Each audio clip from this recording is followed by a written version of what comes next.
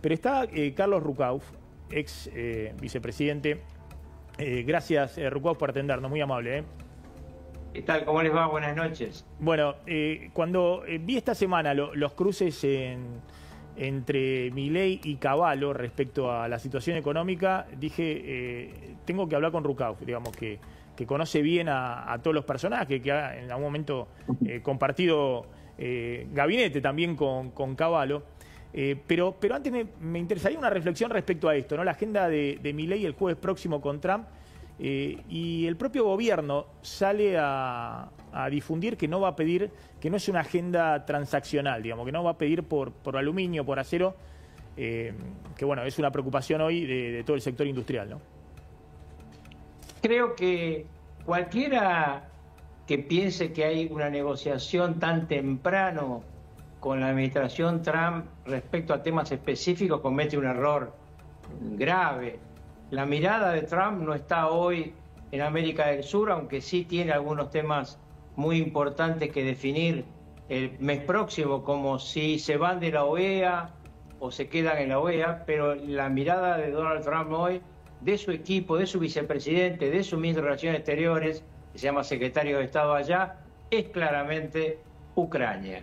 Y este es el tema de este fin de semana que viene, conferencia de Múnich, ya habló Vance, ya habló Zelensky, este es el tema que está mirando Trump, y vamos a ver qué pasa de acá a que Milei esté en Estados Unidos en la agitada agenda que tiene el gobierno norteamericano, porque atento que hay otro tema muy grave, que es el tema de qué va a hacer Hamás con los rehenes. Todavía tiene muchos rehenes, entre ellos 2 pibes argentinos, y esto, si no se resuelve bien, va a haber también acción militar ahí, así que pensar que Milei puede ir con una agenda de detalle con Trump, no creo que esto ocurra. Creo que tampoco va a hablar con Trump del Fondo Monetario, porque además Trump ya dio instrucciones al secretario del Tesoro de que Argentina tiene que ser ayudada en Fondo Monetario, Banco Mundial, BID y CAF. Es decir que hoy no está eso en la agenda, porque usted dice ya va a haber un respaldo de Trump en el FMI para que Argentina pueda tener un acuerdo este año lo más pronto posible, en el primer cuatrimestre, dice Caputo. Yo creo que va a haber mucho más de lo que se piensa, porque para Donald Trump, Milei es el hombre al sur del Río Bravo. Trump tiene claro que el viejo aliado de Estados Unidos, Brasil, hoy es aliado de China y Rusia. Lo mismo ocurre con Colombia, otro viejo aliado de Estados Unidos. Y mientras tanto está intentando separar Trump a Rusia de China, porque la jugada esta de Ucrania claramente tiene que ver con una especie de jugada al revés a la que hizo Richard Nixon con Mao Zedong. El mundo está muy complicado, nosotros estamos naturalmente mirando nuestra aldea, pero el mundo está muy complicado, mucho más complicado de lo que se piensa. ¿Cómo interpretó el cruce entre Milei y Cavallo, ¿no? Donde Cavallo prácticamente en público, ¿no? En su blog, Cavallo que tiene obviamente mucha repercusión en los economistas del FMI, en los ámbitos de los organismos internacionales, también en los bancos de inversión, le dice a Milei que hay atraso cambiario y que le recomienda eliminar el dólar blend, acumular reservas en el Banco Central e ir acelerando el crawling peg para disipar la expectativa de una devaluación después de la elección que pueda generar una corrida antes de la elección. Y Milei salió con todo, digamos, le echó a la hija de la OEA, Sonia Cavallo, dijo que era, bueno, lo insultó directamente. ¿Qué pasó ahí? ¿Qué pasó ahí? Porque evidentemente ellos han conversado muchas veces durante este año de mandato de Milei en privado, ¿no? Sí, también antes de que Milei fuera presidente, claro. A mí me consta esto. Milei siente que Cavallo se subió al lobby devaluacionista. Está muy claro que hay empresas en la Argentina, grupos económicos, que jugaron al revés y que necesitan una devaluación para ganar mucha plata a costa de la gente. Si se devalúa hay inflación, Milei eso no lo va a hacer, lo dijo muchas veces, y le molestó la insistencia de Cavallo, y Cavallo tiene el problema de que él ya no es lo que era. Cuando vos decís que es muy escuchado afuera, esto era antes. Él es un hombre que pertenece a un pasado importante, pero el presente camina por otro lado. Pero si no es lo que era, ¿por qué reacciona tan fuerte el presidente? Porque eso es lo que no se terminó de entender. ¿Qué sucedió ahí? Si usted considera que pudo haber habido una traición que dejan trascender de casa del gobierno, de que en medio de la negociación con el fondo, los técnicos del fondo también insisten que no entienden el régimen cambiario argentino, lo han puesto el año pasado en los informes. Aclaremos rápidamente esto. No es verdad de ninguna manera que el Fondo Monetario pida una devaluación. Esto no es verdad.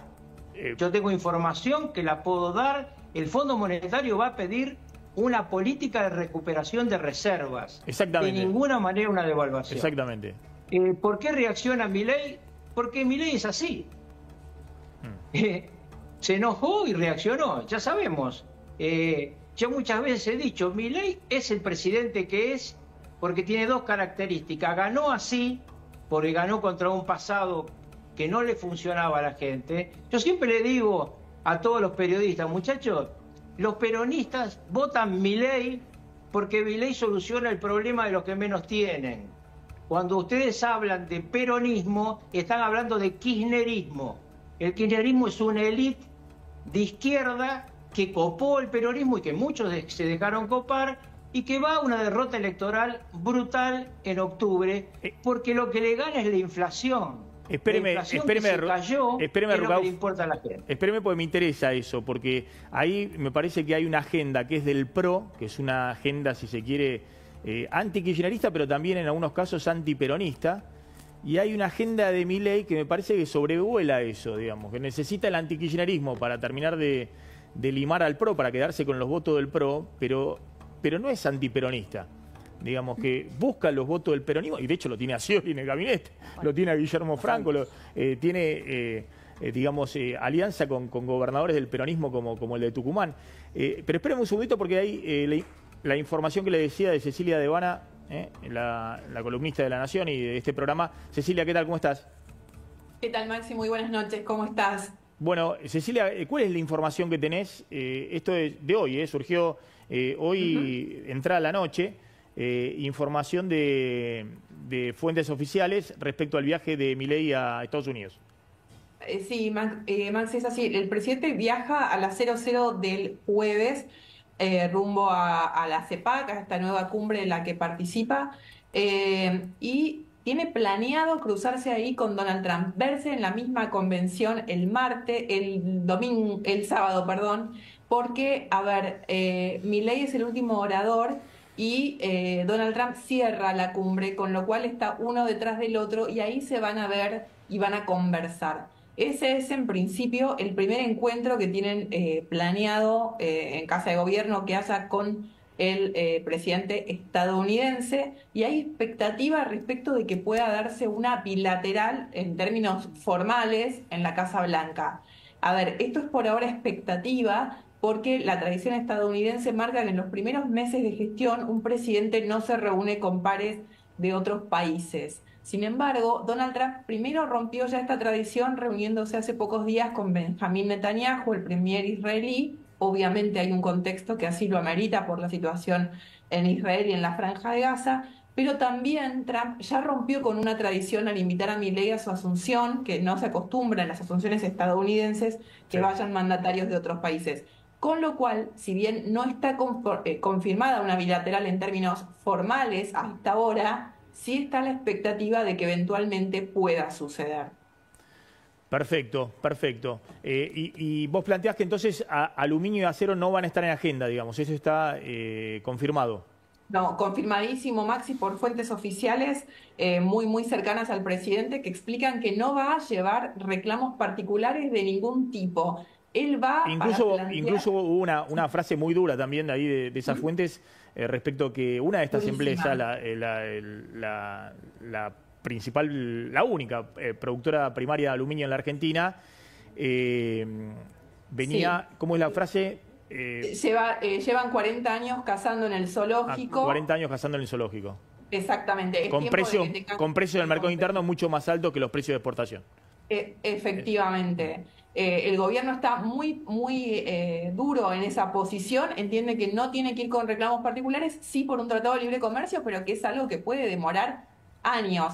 El sector del acero, del aluminio, le pidió a Milei que intervenga directamente aprovechando el vínculo cercano que tiene con Trump. Hace pocos días se lo pidieron a través de una carta, pero en el gobierno están muy convencidos de que no hay que hacerlo, que no hay que llevar un reclamo particular. Esto, Maxi, es realmente de fuentes de primera línea. Pero es muy importante esto que decís, porque venimos diciendo, y lo sumo también a Rukauf con esto, venimos diciendo, bueno, el gobierno necesita abrir la economía para bajar los precios en dólares, más allá del atraso cambiario, sí o no, esta Argentina tiene precios en dólares caros. En muchos sectores, y necesita abrir la economía para meter más competencia y bajar esos precios en dólares. Ahora, si vos abrís la economía y mantenés el acero más caro del mundo en el mercado local, el aluminio más caro del mundo en el mercado local, el cobre más caro, es decir, en la Argentina todos los insumos de uso difundido son 2 o 3 veces más caro que en Chile, más caro que en la India, más caro que en la Unión Europea.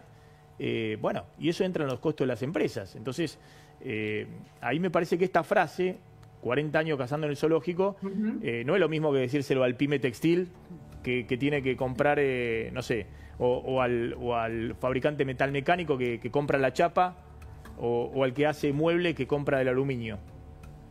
Se le estás diciendo a empresas grandes que fijan precios más elevados que el precio de exportación, ¿no? Ahí nos quedamos. Lo perdimos a Rukauf.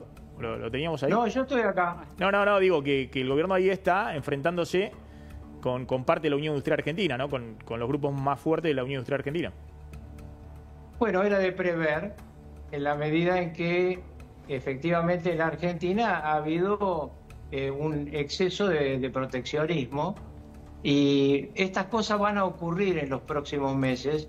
Yo coincido que el Tratado de Libre Comercio con Estados Unidos es un trabajo de mediano plazo, pero yo no lo descarto porque creo que este es un camino que le puede interesar a ambas partes, a Estados Unidos y a la Argentina. Obviamente, a algunos empresarios argentinos les va a interesar y a otros no, porque prefieren vivir en un país con las características que tenía la Argentina y que produjo la mayor pobreza y la mayor destrucción de empleo de la historia argentina, que fue el kirchnerismo, donde muchos de estos empresarios caminaban de la mano de Massa, de Cristina y de Alberto Fernández. Espéreme un segundito, quiero volver al tema de peronismo-antiperonismo, ¿no? También los 90 salieron, como usted contaba, de Cavallo, salieron muy mal los 90, desde el punto de vista productivo y demás. Y me parece que ahí todos aprendieron un poco, digamos, de no repetir errores como los de los 90. Pero ahora lo discutimos y la sumo a María Castiglione. Una acotación importante respecto a esto. El gran cambio respecto a los 90 es lo que está haciendo Milei de bajar el gasto público. Porque nuestro defecto en los 90 es que no se bajó el gasto público, pese a que durante el periodo de construcción de la convertibilidad se vendieron las empresas públicas y hubo caja. Entonces, no hubo baja del gasto público y eso es lo que termina colapsando la convertibilidad, además de dos temas de cuestión internacional. Hoy Milei hace el camino inverso. Primero baja el gasto público. Le digo dos cosas rápidamente respecto a esto. Primero, que el gasto público en los 90 era 10 puntos menor al que tenemos ahora. Todo, la carga impositiva, era 10 puntos menor, o sea, había menos peso del Estado sobre el sector privado en los 90 que ahora. Segundo, que había un tipo de cambio atrasadísimo. Pero eso es herencia. Segundo, que había... Eso es herencia. Pero perdón. Eso es herencia del kirchnerismo. Sí, por supuesto. Lo que estoy hablando es la relación de gasto público con respecto a la convertibilidad. Segundo, si vos bajás el gasto público, y lo pones en situación de equilibrio, durante las épocas nuestras hubo 2 años nada más de superávit fiscal. Está bien, pero perdón. Y este hombre con el primer año ya tiene superávit gemelo. Está bien, no, y eso por supuesto es fundamental en este momento, pero lo digo, había 10 puntos menos de gasto público del que hay hoy, que efectivamente es herencia del kirchnerismo, pero había menos pesos sobre el sector privado.